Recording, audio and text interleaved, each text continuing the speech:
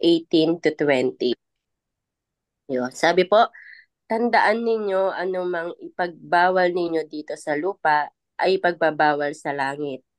At ang ipahintulot ninyo dito sa lupa ay ipahintulot sa langit.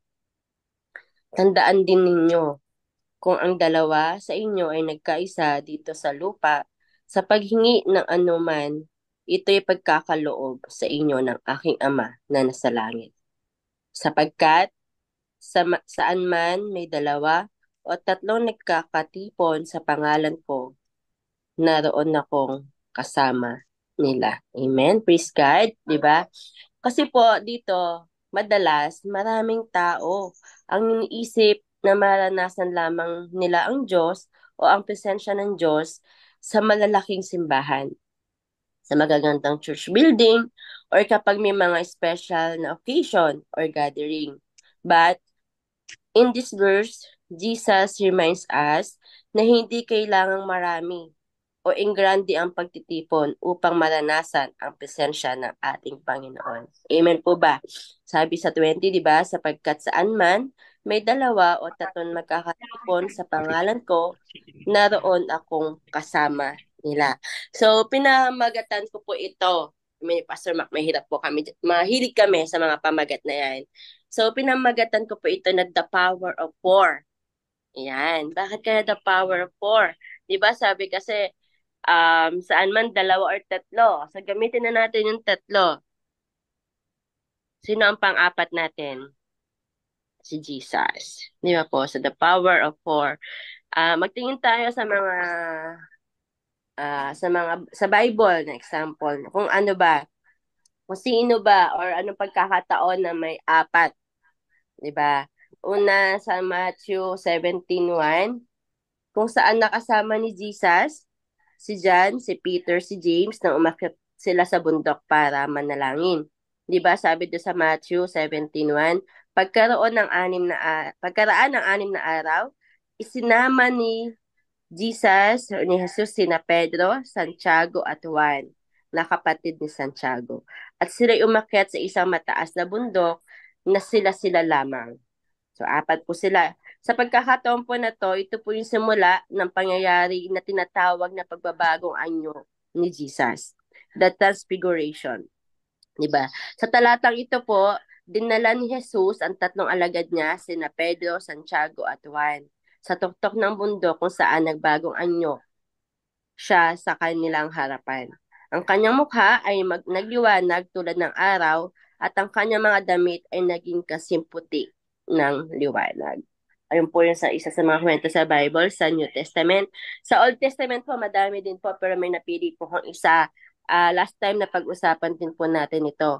Si Abednego, Meshach, Shadrach, di ba? Sa Book of Daniel po. Sila po si Hananiah, Mishael, saka si Azariah, di ba? Tatlo po sila. Noong mga oras na yon, ipinagawa ni Haring Nebukadnezar ang isang malaking gintong rebulto at iniutos niya sa lahat ng tao na yumuko at sumamba rito. Ngunit sina Shadrach, Meshach at Abednego ay tumangging sumamba dahil tapat sila sa Diyos ng Israel. Dahil dito, nagalit ang hari. Pinainit niya ng hari ang hurnong apoy. Ilang beses pa pong pinainit? 7 beses na mas mainit kaysa po sa dati.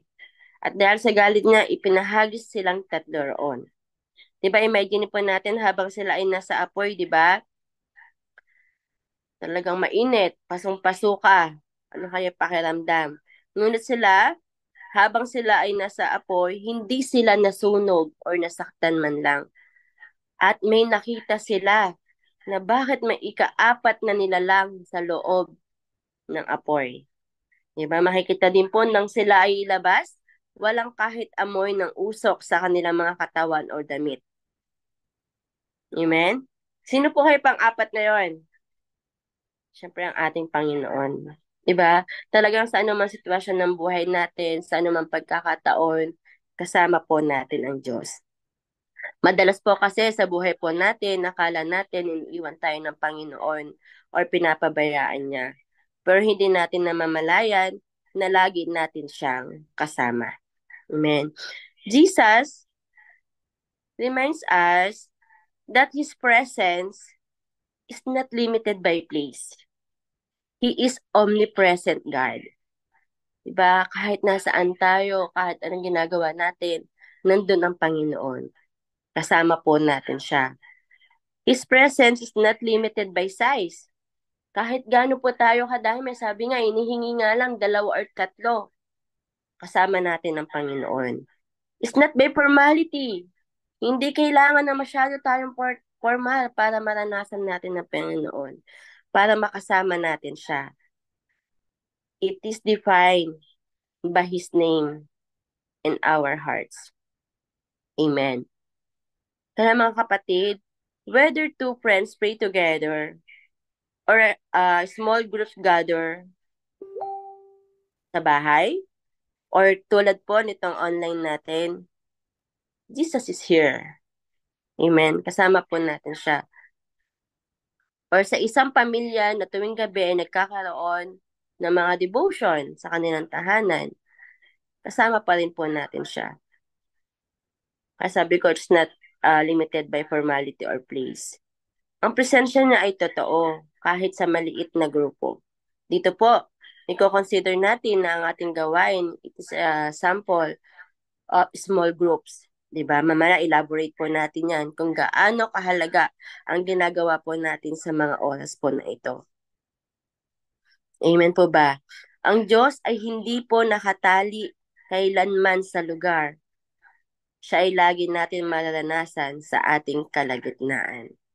Amen. So, nasa introduction pa lang po ako. Ngayon, pag-usapan po natin kung ano po yung mga katotohanan sa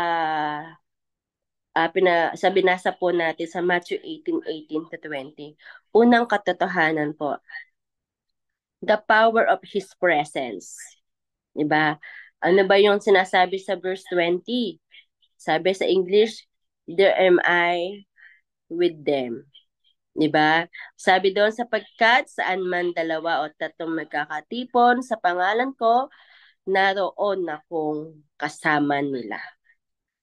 It is a promise. Kasi sabi niya, naroon akong kasama nila. Si Jesus ang nagsasalita. Jesus assures us that His presence does not depend on the number of people. Diba? Tayo ngayon, ilan ba tayo ngayon nasa loob ng Zoom? It's not depend on the number of the people, but on the unity of hearts in His name. Amen? Alam ko ang bawat puso natin na nagkakaisa sa mga oras nito. Ito ay may katiyakan, di ba? Na ang pangako ni Kristo ay malinaw. Kapag tayo ay nagtipon sa kanyang pangalan, siya mismo ang nasa gitna natin. Even if only 2 or 3 believers pray together, He is present. Ibig sabihin po kahit tayo ay kakaunti, may pagkakataon na sinasabi natin, Lord, ayoko na, bakit to konti na lang kami? 'Di ba? Bakit konti na lang nagpe-pray sa'yo? Bakit konti na lang ang nagsisik sa'yo? Huwag po tayong panghinaan ng loob. Dahil still, kasama pa po natin ang Panginoon. Nasa kalagitnaan po natin siya. Amen po. Then, sa mga pangako niya na ang presensya niya ay kasama natin. Ang banal na espiritu ay kasama din po natin na kumikilos. Nagko-comfort, nagtuturo, at nagpapalakas po sa atin. God's presence not measured by how many attendees, but by the sincerity of our worship. Amen? Hindi po sa dami ng tao sinusukat ang presensya ng Panginoon, kundi sa katapatan ng ating pagsamba at pananampalataya po sa Kanya. Amen? Kaya minsan sa church, actually sa totoo lang po, kung titingnan po natin ang bilang, kung magbabasa tayo sa bilang ng mga attendees every Sunday, attendees every prayer meeting, attendees every Bible study, talaga po kung titingin po tayo sa bilang, malulungkot po tayo. Kasi as bilang isang lingkod ng Diyos, 'di ba? Makikita mo, Lord, bakit ito lang ang mga uma-attend?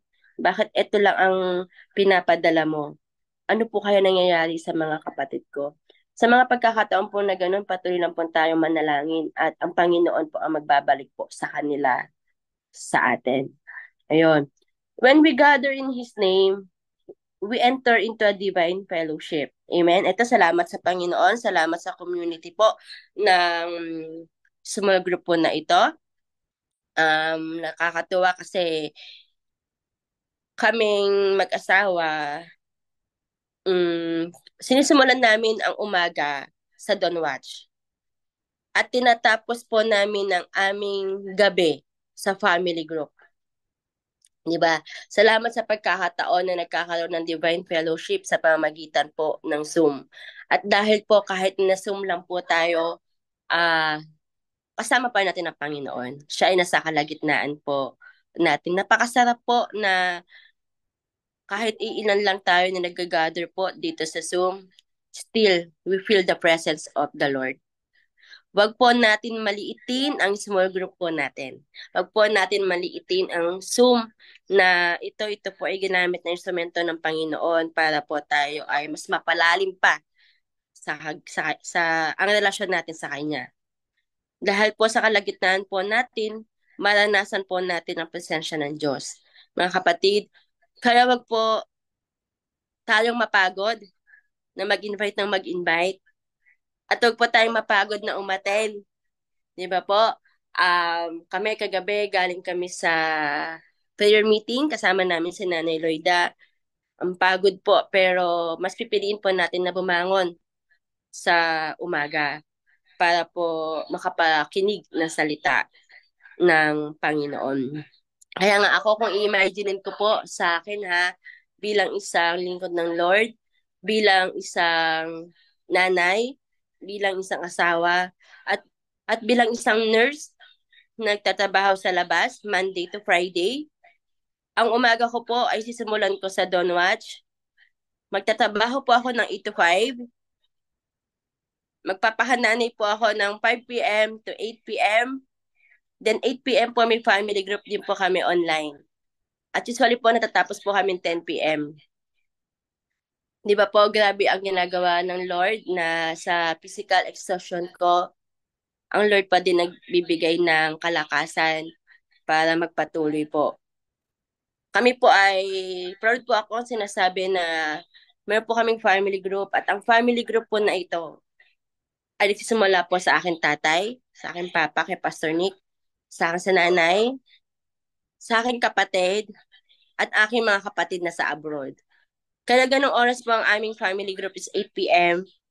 Kasi yung mga kapatid ko po is nasa ibang bansa.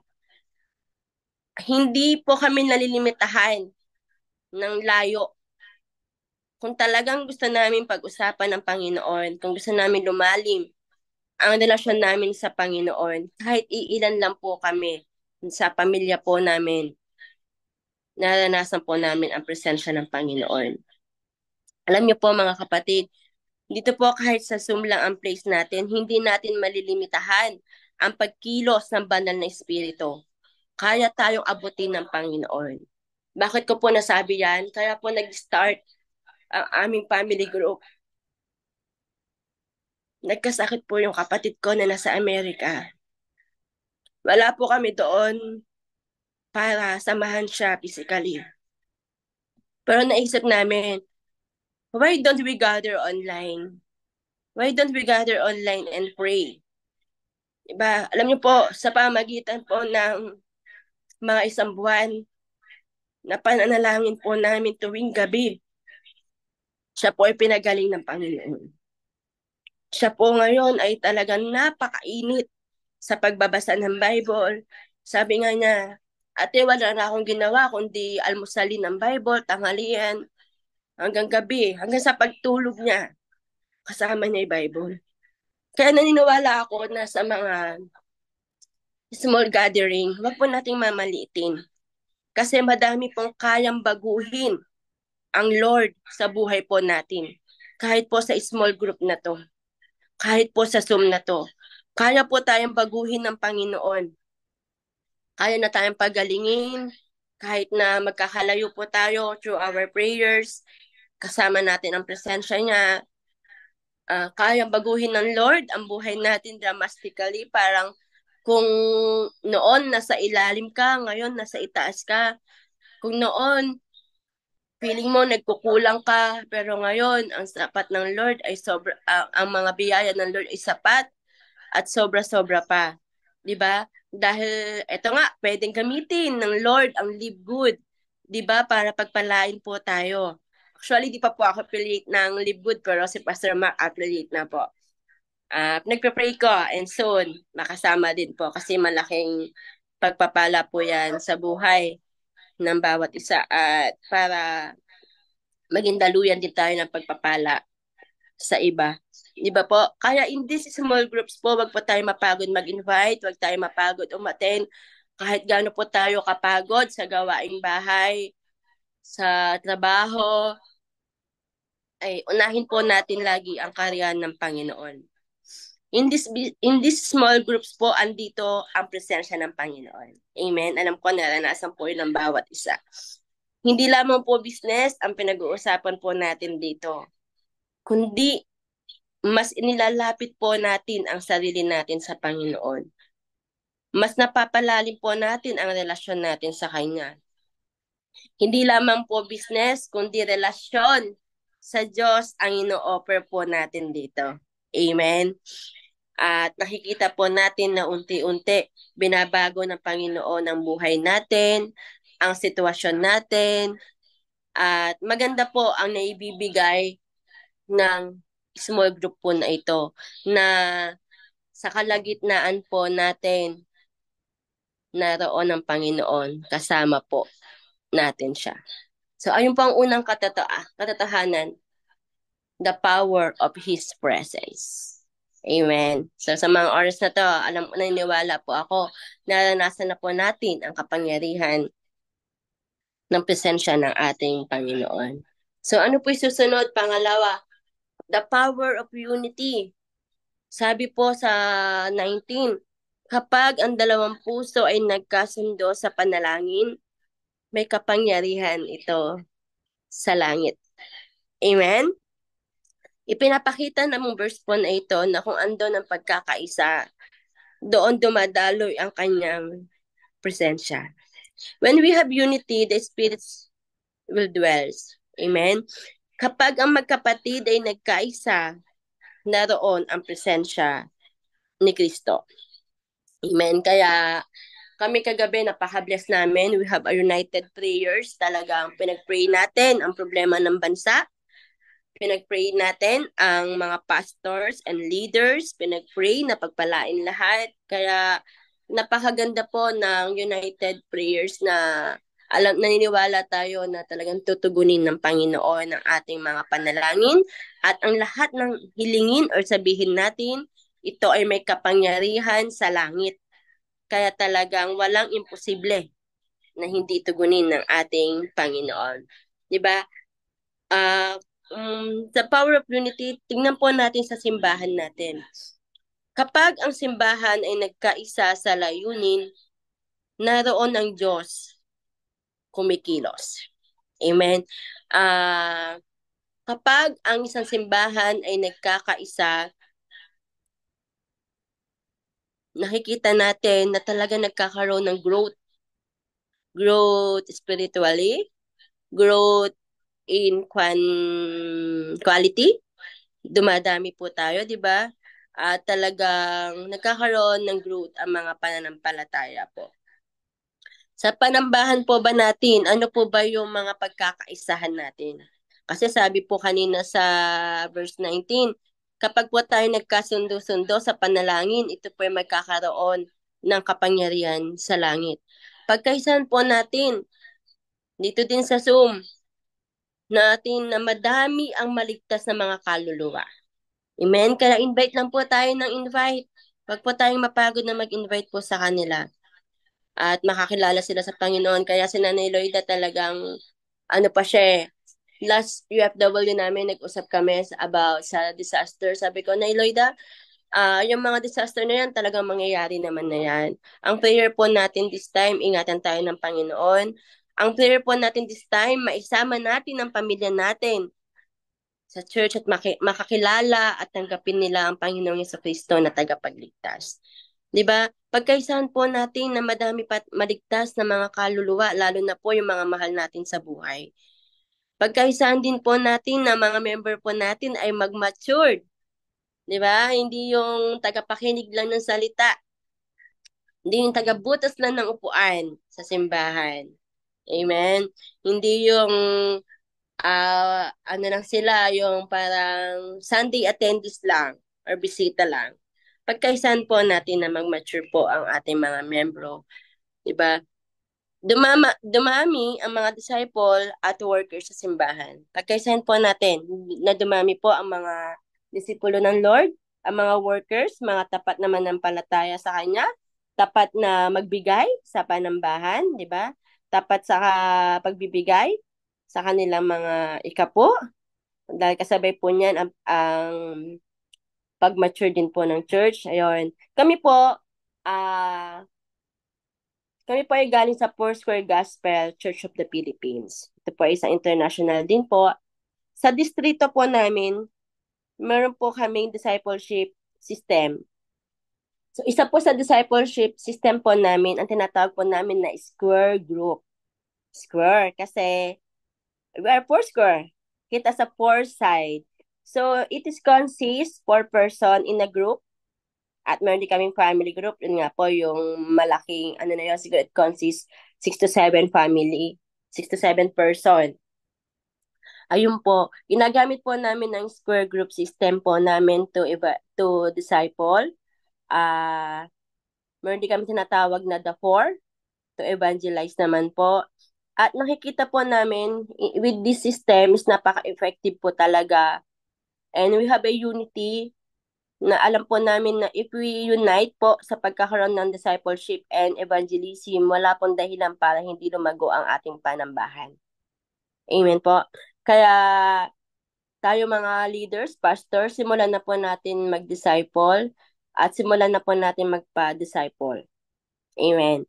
Para magkaroon po tayo. Alam ko na sa ating pagkakaisa, nandun ang kapangyarihan na palaguhin ng Lord ang ating mga panambahan, ang ating mga hawak na churches, mga hawak na mga Bible study, and mga ano pa ba, na mga gawain po sa ating mga ministeryo po. Ayun po, ang presensya ng Diyos ay naranasan po natin sa gitna ng pagkakaisa po ng ating mga puso at layunin. Di ba po? Sa story po kanina ni Abednego and Meshach, Shadrach, sila po ay nagkaisa na hindi lumuhod o sumamba sa Diyos-Diyosan na ginawa po nila. Amen? Dahil sa kanilang pagkakaisa, kahit sila ay pinatapon sa naglalagablab na apoy, hindi man lang sila napano. Di ba? Pero dahil sa nangyari sa kanila, makikita po natin ang Panginoong Diyos ang naitaas sa mga oras po na iyon. Amen. Kaya naniniwala po ako mga kapatid na kung ano man ang pagkahisan po natin, lahat sa panalangin, pagkahisan natin about sa church natin, pagkahisan natin about sa pamilya po natin, pagkahisan po natin about sa trabaho, naniniwala po ako nandun ang presensya ng Panginoon at ito ay kanyang tutugunin. Ano pa po ba? Sa mga oras po na ito, kung magkakaisa tayong lahat na humingi po ng kagalingan sa lahat ng may sakit at karamdaman, sa mga oras po na ito ay pinagaling na ng ating Panginoong Yesus. Kung magkakaisa po tayo na humingi na masaganang pagpapala sa Panginoon para sa kanyang mga anak, sa mga oras po na ito, bubuksan niya ang kalagitnaan ng langit, ang kalangitan, at ibubuhos niya ang masaganang pagpapala sa atin. Amen?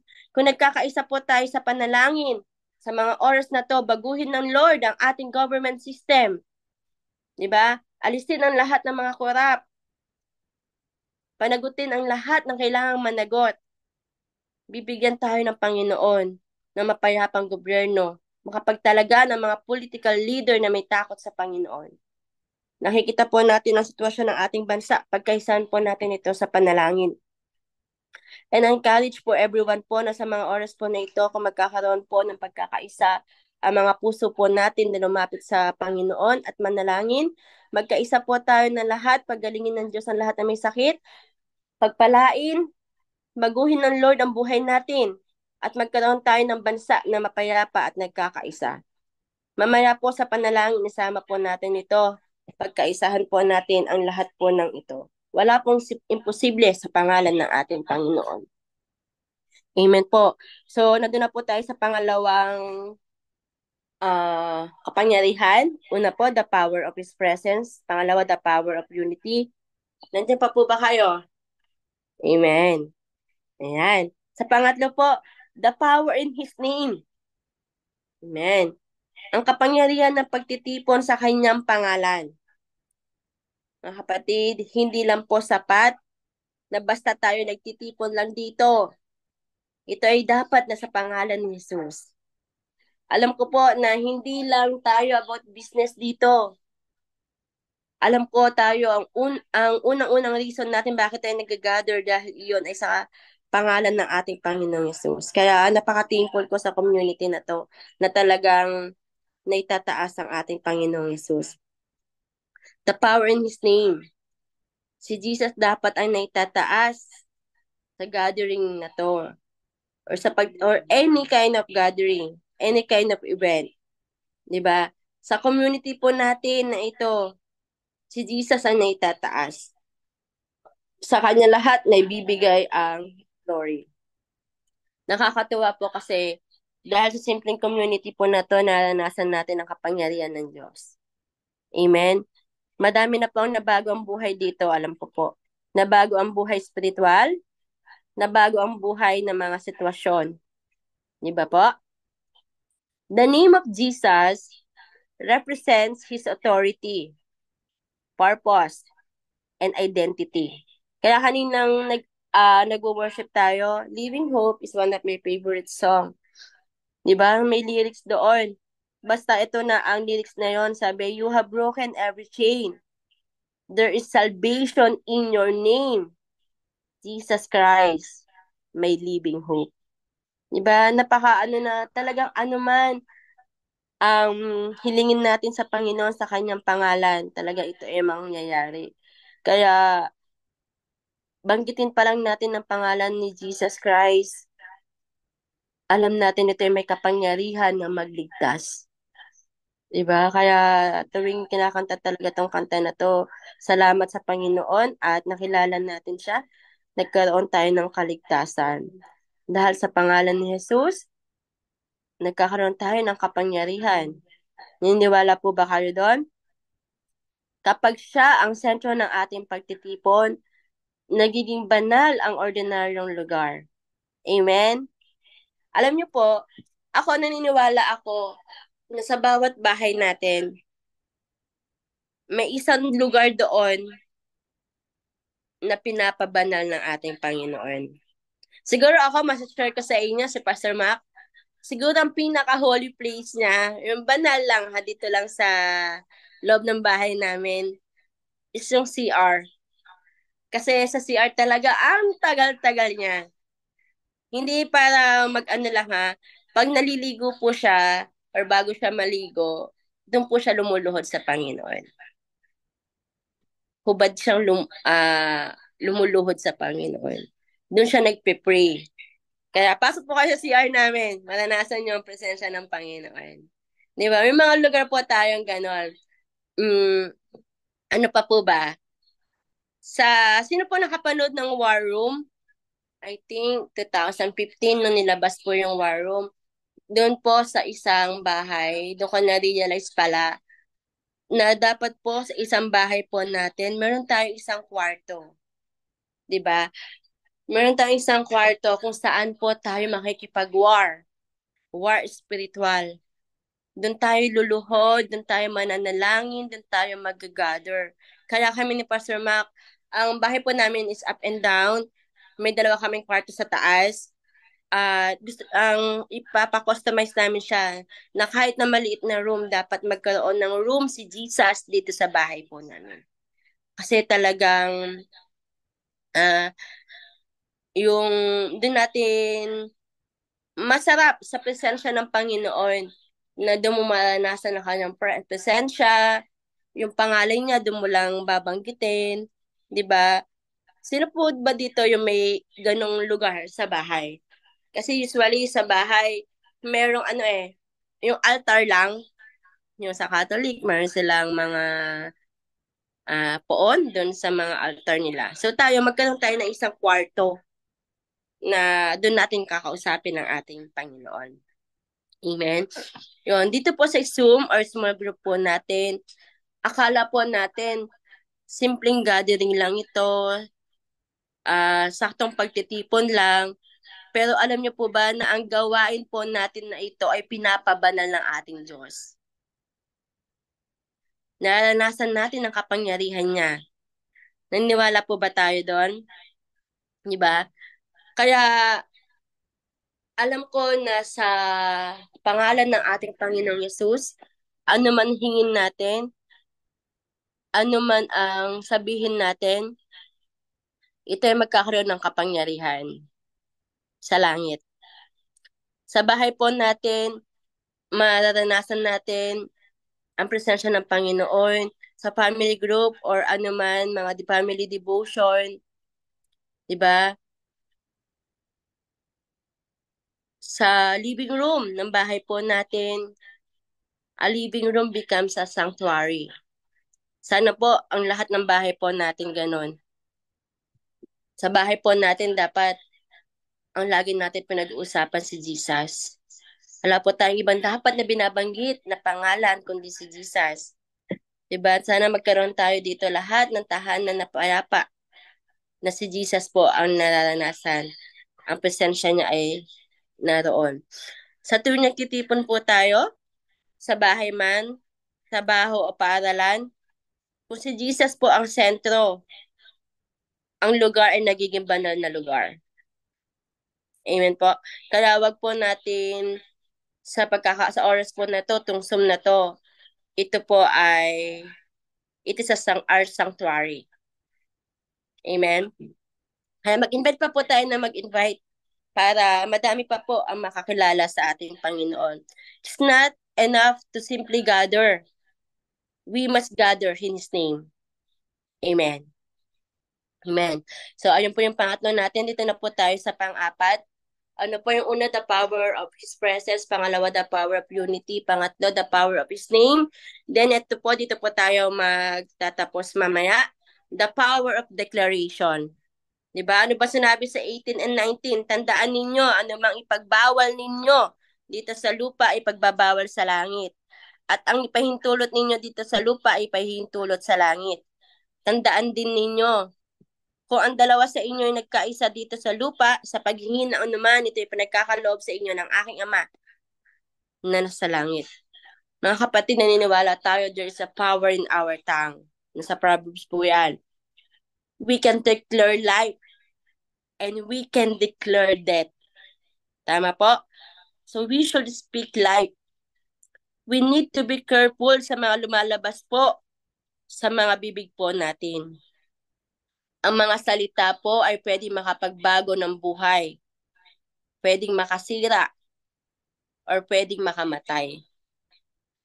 Always choose to speak life and have a declaration that full of life. Amen? Mga kapatid, we have a power to declare. So today, ano ba yung mga i-declare po natin mula kanina, naranasan na natin ang presensya ng Panginoon. Noong mga nakarang araw, ang dami natin declaration, ang dami natin gustong mangyari sa buhay po natin. Today, let us declare, I am a child of God, deeply loved, and divinely guided. Iba tayo mga anak ng Diyos. Meron din tayong mga kapangyarihan na makapagsalita ng buhay. We are deeply loved by our Jesus Christ. Mahal na mahal tayo ng ating Panginoon. And we are divinely guided. At ang kanyang presensya ay lagi nating kasama. Siya ang ating tagapatnubay. Amen. Ano pa po yung mga declaration natin? God's Spirit lives in me and leads me in truth and wisdom. Ito pa, ano pa yung declare natin? I am never alone. Hindi po tayo nag-iisa. Kasama natin ang Panginoon. The presence of God surrounds and strengthens me. Ang presensya ng Panginoon ay lagi nating naranasan at ito ay pinapalakas po tayo. Ano pa yung mga declaration natin? I see God's hand in every blessing and every challenge. Nakikita natin na ang kamay ng Panginoon sa mga pagpapala.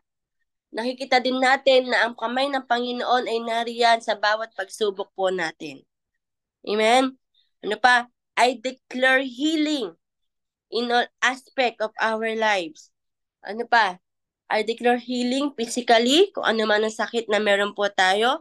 I declare healing spiritually, kung feeling natin we are so sick na sa spiritual life natin, na kulang na tayo sa paglilingkod natin sa Panginoon. I, I declare healing emotionally, lahat po na nasasaktan. I-comfort po tayo ng Panginoon. I declare healing mentally, nabigyan tayo ng kapayapaan ng ating Panginoon sa ating mga pag-iisip, pakalmahin niya ito. Mahirap po ang mental health ngayon. Ang mental health po talaga is isa sa mga sa community po namin, tumataas po ang kaso. Nakikita ko po dahil ang trabaho ko po is isang community nurse sa iba-ibang barangay. Umiikot po ako para po mag-assess sa mga client po doon. Nakikita ko tumataas po ang kaso ng mga mental health problems dahil na din po sa sobrang dami ng problema. But I believe, kasi ako naniniwala ako, yes, mental health problem is true, but if we have God, hindi po natin maranasan na magkaroon ng problema sa ating pag-iisip. Dahil Jesus is a Prince of Peace, di ba?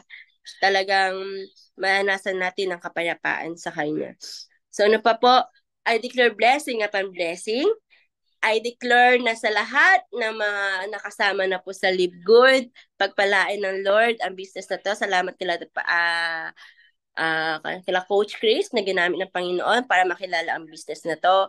I declare na buksan ng Lord ang kalangitan at ibusang masaganang pagpapala sa Live Good. Nang lahat ng sasama na doon ay hindi masisiro. Lahat ay magkakaroon ng 1,000 zeros with one, di ba? At alam ko na pagpapalain ng Lord ang Live Good kasi unang-una ang Lord ang naitataas. So ano pa ba? I declare peace and unity in our country. I-declare po natin yon. I declare breakthrough in our families. Magkaroon ng breakthrough, magkaroon ng pagbabago, finances, magkaroon ng restoration ng mga broken relationship. Amen po? I-declare po natin ang breakthrough sa ating pamilya. I declare breakthrough din po sa church. Ang mga local churches, pagpalain ng Lord, ang mga local churches at lalo na ang mga pastors. Diba? Ano pa po? I declare in this community, in this Zoom, that we will grow in numbers and our faith will grow stronger. Amen po? So, ayun po yung apat na kapangyarihan. Kapangyarihan kaya sinabi ko the four. The power of His name, the power of His presence, the power of unity, the power of His name, the power of declaration. So, ano po ba yung mga things to do po natin? Hindi lang sapat na nalaman natin kung ano yung mga power na yun na binibigay sa atin ng Panginoon. Kailangan may gawin din po tayo. Unang-una, center every gathering on Jesus. When we begin in meetings, when we are start in our meals, or conversation, or with prayer, invite Jesus to be the center. Itoon ang bawat pagtitipon sa pangalan ni Jesus. Bago magsimula ang namang gawain, pagtitipon, gathering, banggitin natin at ipanalangin natin sa kanyang pangalan. Pangalawa po, value small groups. Don't underestimate the power of 2 or 3 believers praying together. Don't underestimate this Zoom, this small group. Amen po? God honors sincerity over sizes. Huwag po natin malitin ang maliit na grupo. Amen? Ano pa? Huwag po tayong hihiwalay sa inner circle natin. This community, this DMPA community, it is our inner circle. Tayo po. Paano ko po nasabi? Mag-stay po tayo sa groups natin na ito. Dahil alam ko, ang lahat na nasa inner circle natin na ito ay umaapoy ang pananampalataya sa Panginoon. So, I want to stay here para yung apoy nyo is mapunta rin sa akin. Para mas lalo akong mag-init. So, maging ganun po yung thinking natin. Huwag po tayo makikisali doon sa puro yelo.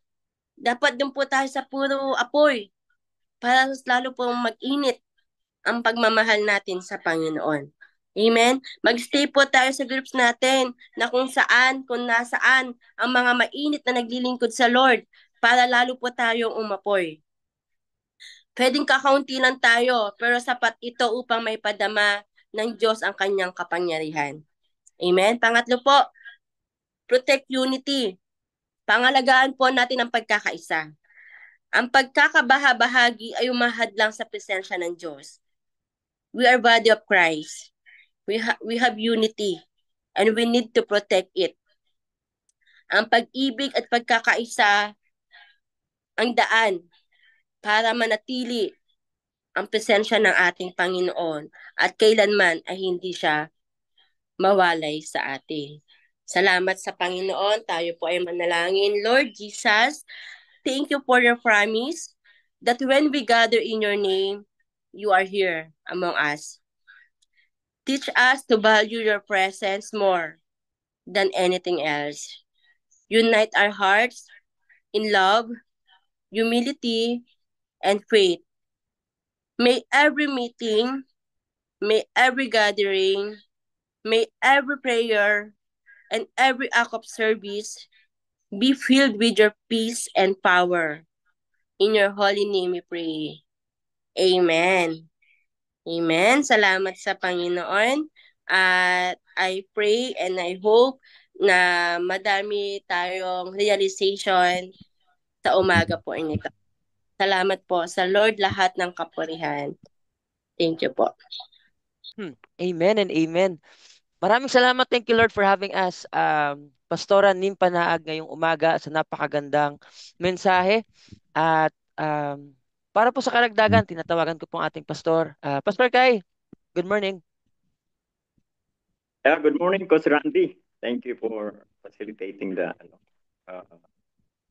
Don't Watch. Ito po nga talaga yung sinasabi ni Sister Nem, Pastora. Maraming salamat, Pastora, sa sinishare mo po na dagdag na kaalaman po namin dito. Totoo nga po yung sinasabi mo na ito pong gawain na ito ay hindi basta lang pagtitipon, kundi ang Don't Watch po kasi si Jesus ang founder. Mark chapter 1 verse 35, siya po yung naging model natin nung siya ay nasa laman po. When he was here on earth, he demonstrated humbleness na kahit mayroon siya mga spiritual success. He fed the 5,000 people, many miracles happened, but he considered himself a human being in flesh. He needs support from the Father, the reason that nagkakaroon siya lagi ng don't watch. Yung mga disciples, tinuturuan niya pero hindi nakafocus. They are after of the crowd. They are after of fame. Gusto nilang sumikat. Pero si Jesus, hindi siya nagpapadala doon. Tama yan, Pastora. Hindi po sa bilang ng number ng believers sa church.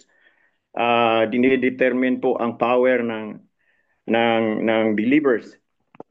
But it is in the individual power, yung paano ka nagkaroon ng sarili mong paano ka nagkaroon ng sarili mong pakipaglaan ng oras sa Panginoon.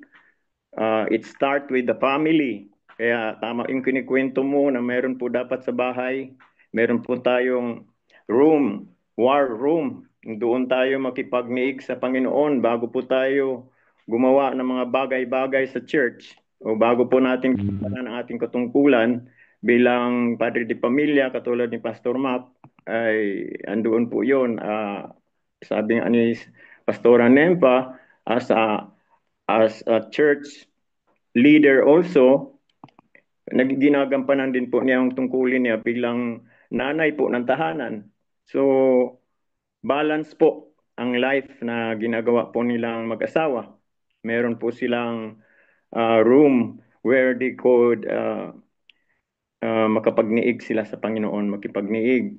At ito, ang pagkakaiba lang po kay Jesus, he looks for a place na hindi siya comfortable. Lumalabas po siya ng bahay, naghahanap po siya ng solitary place. He always finds solitary place kasi nga gusto niya makipagniig sa Diyos, sa kanyang Ama, na kung saan someday he will fight the biggest battle in his life, which is doon po sa Garden of Gethsemane, where he is going to save us, all mankind, na ialay ang kanyang sarili. So, ang context po nito mga kapatid, maganda naman po ang napili po nila Pastora is verse 18 hanggang 20. Pero kung titingnan po natin to sa Bible, mula po ito verse 15 hanggang doon sa 20. Ang title po nito, ang context po natin, kinukuha po natin dito sa isang kapatid na nagkasala. If your brother sin against you. So in-apply po dito, mula 15 hanggang 20, sabi nga doon sa 15, if your brother sins against you, go and tell him his fault. Sasabihin natin ang fault niya between you and him alone. So pinapakita din kanina na power of prayer or power of unity, power of 4. Mag-start po tayo sa maliit, no, na one-on-one. Halimbawa, mayroon kang isang kapatid sa pananampalataya, dito po natin makikita mga kapatid, ang tinuturo po ni Pastora dito, ay mayroon pong progressive po, mula sa isang bata pa sa pananampalataya hanggang siya ay maging matured, ikaw po yung magdi-disciple. Kaya nga ang binanggit dito, whenever 2 or 3, maliit lang po, di po ba? But it will result to thousands. Kaya sabi ni Pastora kanina, pag si Jesus ang sentro nito, halimbawa sa church po ninyo, nagsimula lang po kayo magkaroon ng outreach, galing kayo sa isang malaking church, katulad ng Four Gospel, no? Four Square. Siyempre, dati maliit yan, tapos lumaki ng lumaki. Yan po ay milyon na po ang members niyan worldwide. So sa dito po, pinapakita po dito na nagsimula po yun doon sa one by one. Ibig sabihin, one-on-one evangelism, one-on-one, nagdi-disciple po tayo. Kaya ang brother na ito nagkasala sa kanya. Ngayon, ang pinakabuod po nito mga kapatid, kapag meron po tayong kapatid na kinukontra po tayo, at alam natin na tayo pong pinili po tayo ng Diyos, anointed po tayo. Ibig sabihin, pag yung kapatid na yan nagkamali sa'yo, ibig sabihin, hindi mo mali yun. Kaso lang nga, dahil inaatake ka niya, pwede mo siyang magapos. Yun po ang point dito. Kapag hindi mo pinatawad yung kapatid na yan, nagagapos yan. Ibig sabihin, merong blessing si Lord sa heaven, kaso lang hindi mapu-pour out. Bakit? Meron pong hindrance. Ano po ang hindrance? There's something in his heart na karoon siya ay yata ng galit at puot, kaya kanya kinukontra. Kasi ang sabi nga dito, if your brother sin against you, go and tell him his fault. So ikaw naman mga kapatid, hindi ka rin makaka-advance kung hindi mo yan patatawarin. Kasi tinitingnan natin dito si Jesus. How he demonstrated forgiveness. Nung siya ay nasa tapat po, sa harapan po ni Pontius Pilate, he was charged with all the charges na dapat tao ang sina-charge dapat sa kasalanan. Kaya nga si Pontius Pilate, wala siya makita ang kasalanan ni Jesus if we base it with the law of the Roman. Kasi under the Roman Empire under ng Roman Empire ang Israel noon. Wala siya makita dinadala na si Jesus, sinasakdal na si Jesus doon sa kanyang harapan, wala siya makitang kasalanan kung babasihan po ang batas. Batas po sa Roma. So sabi niya, kung batas sa inyo, mga Hudyo, edi naghuhugas ng kamay. Pero paano din demonstrate ni Jesus ang pagpapatawad mga kapatid? Sabi ni, para lang siguro mapacify ni Pontius Pilate ang mga tao dahil galit na galit ang mga tao. Hindi, nagtataka siya, bakit galit kayo nito kay Jesus na ito, na nagtuturo man lang ito na meron pong paghahari ang Diyos at ang paghahari nito ay sa Israel at magsimula po sa puso ng bawat isa. Maghahari ang Diyos sa bawat puso. Hindi lang maintindihan. So, ang sabi ni Pontius Pilate, mayroon po tayong kultura, mayroon tayong tradisyon na tuwing day of fest na nagpiesta tayo, ay nagpapalaya ako ng kriminal, mga preso. Si Jesus, ipapasok pa lang eh. Uhusgahan pa lang si Jesus, pero nakabilang na po siya sa mga salarin. Ang sabi niya, sino po bang gusto niyong palayain? Ito si Barabas, isang makasalanan, isang murderer, isang rebelde. Sino bang gusto niyong palayain? Si Jesus o siya? Sabi nila, si Barabas. Don't you know mga kapatid, ang dinemonstrate po ni Jesus na pagpapatawad matindi. Siya ang ginapos na wala siyang kasalanan. Kaya dito, binding and loosing po ito eh. Siya ang ginapos, tayo ng mga makasalanan, pinalaya.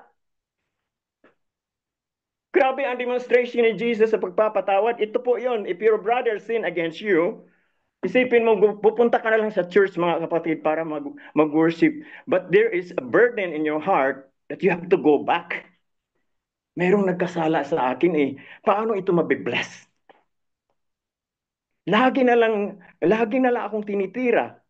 And he don't know na anointed ako, hindi niya alam na ako anointed, sinugo kang Diyos, ako ay siniparate ni God para po sa gawain ng Panginoon. And this man who is bago sa pananampalataya, o palagay natin, matagal na sa pananampalataya, pero bata pa ang kanyang puso sa Panginoon. So you have to go back. You have to pacify. Alam mo niyo mga kapatid, tayo po, dito po sa context na ito, pacifier po tayo.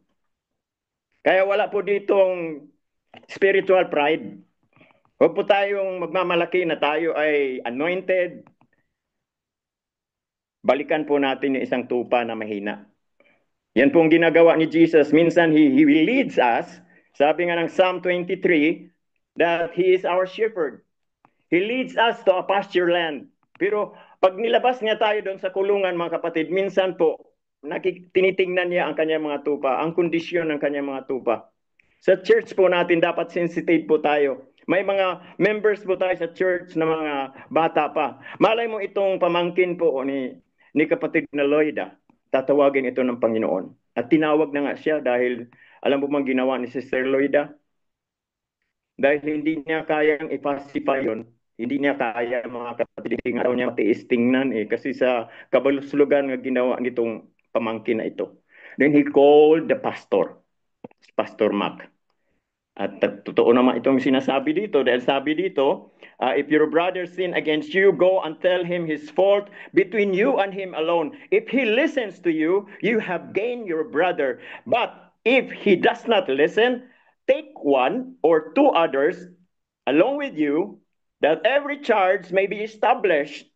Para talaga hindi lang bintang na ito, hindi lang binibintangan mo yung kapatid at hinuhusgahan mo kaagad na sasabihin mo, huwag na siyang pagsasalitain sa church, huwag mo na siyang gamitin sa church, huwag mo na siyang bigyan ng slot sa church. Mali po yun.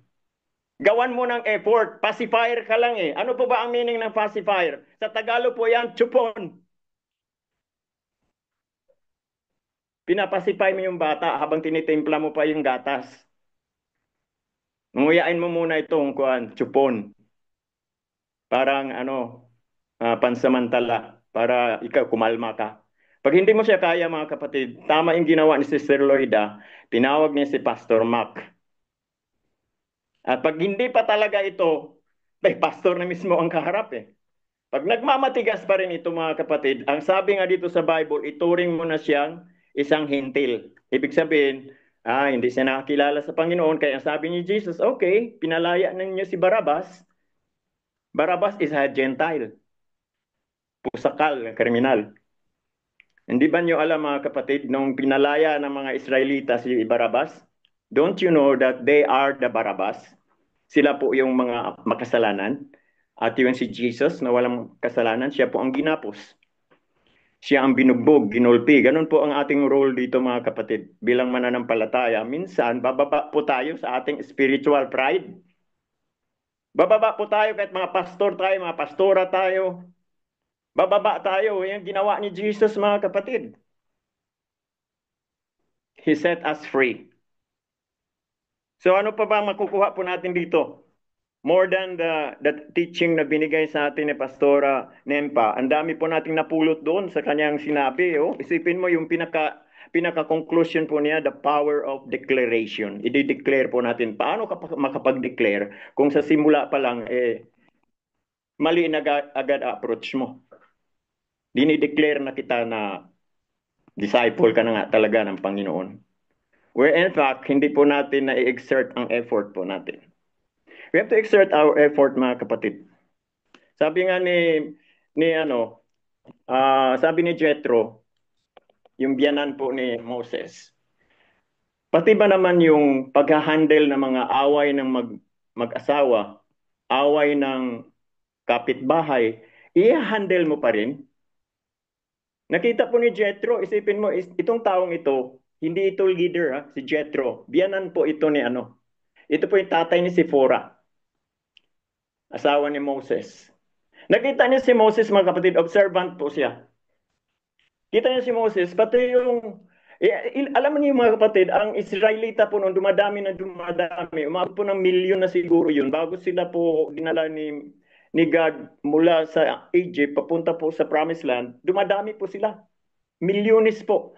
Tapos, isa lang po ang leader nila, si Moses. Nakita po ito ni Jethro, mga kapatid, na siya po ay nagkaroon na po ng burden. Nagkaroon na po siya ng, baka itong taong ito ay, ano pong tawag nito mga kapatid, na-stress na po siya, na-stress. Hindi lang stress, na-strain, nababanat na po siya. Kasi hinahandle po niya yung mga hinahandle niya yung mga problema mula sa barangay na problema hanggang doon sa itaas, sa thousands. Kaya ang sabi ni Jethro, pumili ka ng mga tao na may takot sa Diyos at disiplinado, honest. At gawin mo silang mga leaders by 50, by 100, by 500, by thousands. So, ito po yung tinuturo dito. Pero magsimula po tayo sa one by one, one-on-one. Kaya ang victory po mga kapatid, pag nag-disciple, one-on-one. Yung one-on-one na yan, hanggat hindi mo yan mapatanggap, hanggat hindi mo yan mapalago sa pananampalataya, huwag mo siyang bigyan ng katungkulan sa church. So hawak mo yan. And that is your burden araw-araw. So you have to follow up. Pag meron niyang kung matigas ang ulo niyan, pacify mo. So we are pacifier. We are mediator. Kaya sabi dito, whatever you bind here on earth will be bound in heaven, and whatever you loose here on earth, it will be loose in heaven. So tinawag ka ng Panginoon, may kumontra sa iyo, ikaw blessed. Pero hindi mo rin i-bless ni God hanggang hindi mo pinapatawad yung brother mo. Dito lang po tayo magsimula mga kapatid sa dalawa. Between Sister Loida and pamangkin. Now, ang point ko kasi dito mga kapatid, kung si Lord may plano sa kanyang pamangkin at ginamit si Sister Loida, pasalamat si Sister Loida dahil involved siya sa journey ni Lord at sa journey ni Lord at yung pamangkin niya. Kaya huwag po tayong kuhan dito. Huwag po tayong magkaroon ng spiritual pride. Kala mo ikaw yung ginagamit ng Panginoon. Hindi ka ginagamit ng Panginoon mga kapatid. Naging tulay ka lang, naging pacifier ka lang. Ang purpose ni Lord, He is going to approach that pamangkin, gagamitin ka. Okay, wala namang physical na tao diyan na gagamitin. Paano yun? Si Lord, bababa na lang sa harapan ng pamangkin ni Sister Loida. Amen? Just to show up. Meron po tayong mga ministry na tinatawag na yung just pakita ka lang. Katulad nung namamatayan, ano pong ministry na gusto ni Lord sa iyo doon? Magpakita ka lang. Huwag ka na magsalita ng marami. Alam mo, nakikiramay ako, ang dami, ganito. Ang dami mong sinasabi. Alam mo, ang gagawin mo lang doon, you have to shut up your mouth. Yung presence mo lang ang kailanganin ni God doon. Kaya blessed are the people who mourn because they are being comforted. Paano sila i-comfort kung wala ka? Be present. Kaya minsan dito mga kapatid, hindi ka na makailangan magsalita. Sa tahanan po ninyo, kung gusto ninyong mananampalataya yung mga tao na nandyan, na nakita nila na nagbago ka na, dati kang bulaslog, dati kang lasinggo, dati kang mapagmura, sabi nga ni Pastor Tudolfo laging basura ang lumalabas sa bibig mo, tapos naging Christian ka, you know, paano mo sila ma-win? Silently, you can win them by your actions. So dito, ang pinakasentro ng ating kwan dito mga kapatid, bago lumago ang church, nagsimula po siya sa one-on-one evangelism. At kaya naman siya sinabi doon na whenever 2 or 3 are gathered in His name, He is in the center. Nagpacify ka ng isang tao, pag hindi mo kaya dahil matigas ang ulo, tumawag ka ng isa pa na kapatid. What's the purpose? To a witness, to be witness. At sabi, pag hindi pa kaya, magdala ka pa ng dalawa pa. Yung dalawa, kahit hindi yan mag-show doon, hindi present doon sa inyong pag-uusapan, sa inyong pagpapasipay, pagiging mediator, kundi yung dalawa, intercessor. Kaya itong Don't Watch na ito, kahit nagsusum tayo, pag sinasabi ko, maglagay na po kayo ng mga prayer request nyo, pinagpipray po natin yon at marami nagpipray niyan. So pinagpipray po natin isang kapatid na kung saan kinokonfronta po ng isang kapatid. Yung kapatid anointed dahil ay ginamit ng Panginoon, pero hindi po siya makapagpapatuloy sa kanyang ministry hanggat hindi niya pinapatawad yung kapatid na yon. Kaya wala kang karapatan magsabi na huwag nang bigyan ng pagkakataon ang tao na yon na magsalita sa church kasi hindi mo pa ginagawa ang part mo. Kausapin mo muna yung tao na yon. Kaya yung ginawa ko, kinakausap ko yung tao. Pag ayaw pa din, magpapatuloy pa rin siya sa kanyang pagiging matigas ang puso, i-consider mo na siya na isang hintil. Ibig sabihin, sinasabi ni Jesus, parang ang sabi na lang ni Jesus, pinili nila si Barabas. So, kinoconsider ko na lang itong mga tao na ito na hindi mga believer. Pero huwag mo naman silang awayin. Huwag mo lang i-consider na sila ay kaaway ng Diyos. Sila ay under your mentorship. Kailangan gamitin mo yung part mo as a leader. Pero gamitin mo rin yung wisdom mo. Katulad na ginagawa ni Coach Chris, he build leaders.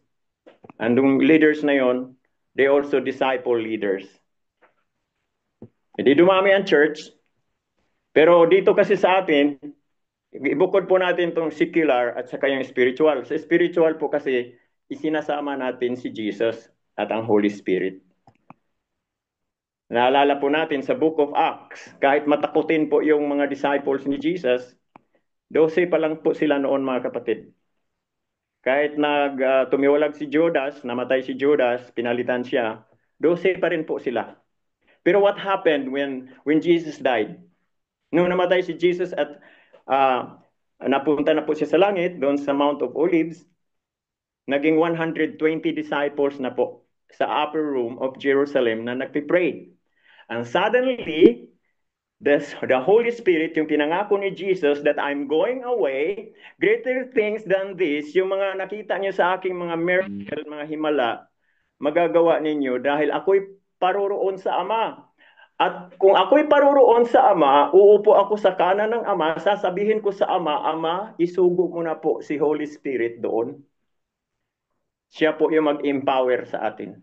Yun po ang pagkakaiba mga kapatid sa mga nagli-live good na nasa DNPA dahil sinasama nila si Jesus at ang Holy Spirit. I witnessed so many live good groups also in other nations, in other country. Pag sila po ay nagsiselebrate, walang taros mong kasiyahan. Hindi naman lang nag-opening prayer. So nako-consider ko kaagad na itong business na ito is pwedeng i-bless ni Lord, pwede ring hindi. Kung hindi mo siya isasama, aangat nga yun sila, pumunlad, naging mayaman sila. So ang sabi nga doon ng Bible, what profits a man if he gains the whole world but loses his soul? O naging diamond sila lahat doon. What's it? Kung anong meron. Babagsak din po sila. Sabi po ng King David, bakit ang mga wicked Lord, yumayaman? So tinuro sa kanya ang Book of Psalms, chapter 1, verses 1 to 5. Sabi doon, blessed is the man who doesn't listen to the counsel of the wicked, but his delight is in the law of the Lord. Dito sa Bible siya, he meditates day and night, and he is like a tree planted in the streams of water that yield its fruit in season. Para daw po tayong puno na tumubo dyan sa tabing ilog. Nakasipsip tayo lagi ng tubig. And whatever you do, it prospers. Pagdating doon sa verse 4 hanggang 5, ang sabi doon, not like the wicked. They are here today and they are gone tomorrow. Mawawala din sila para mga ipa. Ililipad lang din sila. Katulad din ng pera na kinita mo lang sa scam. Ililipad lang din. Kinita mo sa sugal, wala lang din. Pero yung pinaghihirapan mo, katulad ng mga tao ko sa Marawi, kahit na 200 pesos lang per day, pag ginastos nila yun, pinag-iisipan pa nila. Ibibili ko kaya ito ng Red Horse o sigarilyo o ipapadala ko sa misis ko.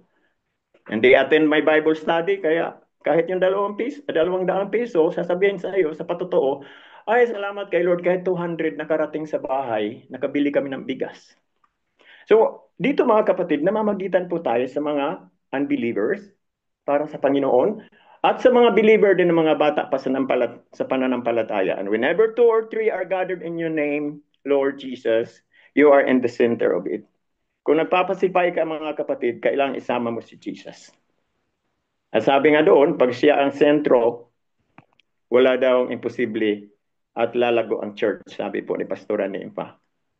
Maraming salamat mga kapatid. To God be all the glory sa na-absorb natin ng mga katuruan ngayon. Sa Diyos po ang papuri.